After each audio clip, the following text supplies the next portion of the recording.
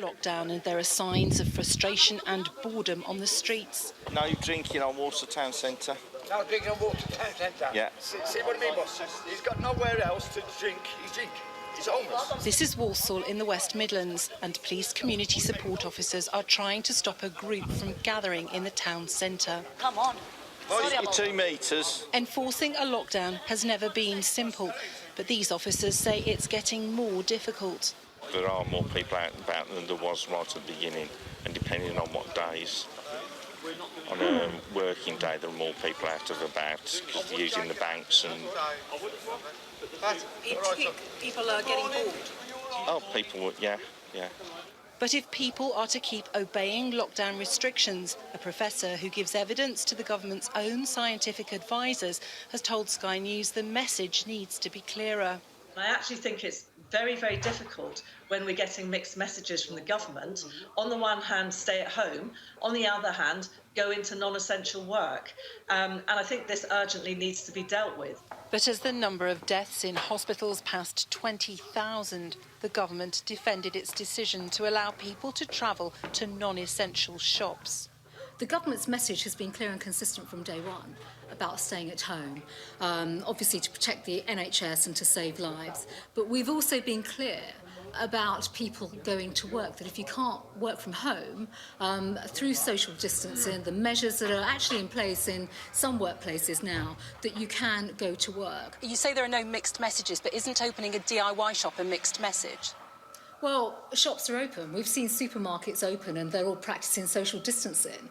And they've been doing that incredibly well, I should add. The government says the number of vehicles on the roads is starting to rise.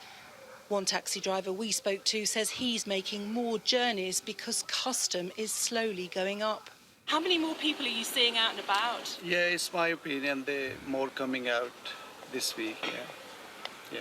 How much have you seen, how much of a difference have you seen? I can see 5-10%, yeah. The argument is the sooner you start a lockdown, the sooner people will become bored with it. As things stand, there's still just under 2 more weeks until the government officially reviews its lockdown rules. Traffic on the M6 in Birmingham. It's nothing like a rush hour, but there's growing concern about people's reasons for travelling. Lisa Holland, Sky News, Birmingham. Well, 5 weeks into the lockdown, and there are concerns that to be bending the rules. Don't come here too often. I usually go to around Victoria Park, but it seems quite busy today. Some businesses are changing how they work in order to stay open, and in some cases stay afloat. One restaurant spotted today even trading from the roadside. Stefan's Delicatessen is open for now, but his business is suffering. I've got 25 staff, but 20 of them are on furlough at the moment. The frustration is, well, at what level? It's not to know exactly for how long it's going to last. When can I start having people coming back, because I'm not sure I can give them a full-time job. Questions are still being raised over what counts as essential items. Garden DIY is the activity of choice for some at B&Q, waiting in line for nearly an hour. There's £23 billion of money that people have earned and haven't been able to spend. So that's sitting there waiting to be spent.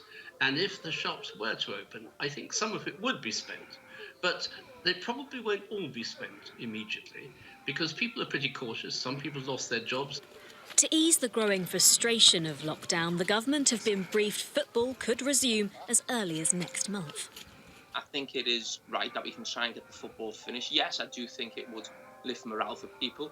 And I think with a football season being almost 3/4 done, I think it'd almost feel fair, and the integrity of the game would feel a lot better, I think, with lots of teams up and down the country if the season was to be finished. But the virus will decide when football starts again. Mark isn't just a fan of the game, but coaches too, and is craving its revival. We need it. We need it. The players need it to watch themselves, and also the fans, because it's a whole family thing. It's a culture. Football's not just a sport. Football's also run through families and different generations. It's been for how many years that football's been about. So it's in everyone's routine. The idea of football returning to our screens may be welcome news. But there is concern that for fans that would usually gather and pack out places and pubs like this to watch matches, they could be tempted to gather around each other's houses to do so instead, breaking those lockdown rules. With no end in sight for when the restrictions will be lifted, the nation is getting restless, and a boost to morale could make all the difference. Ashna Harinag, Sky News. Well, of course, the response to the coronavirus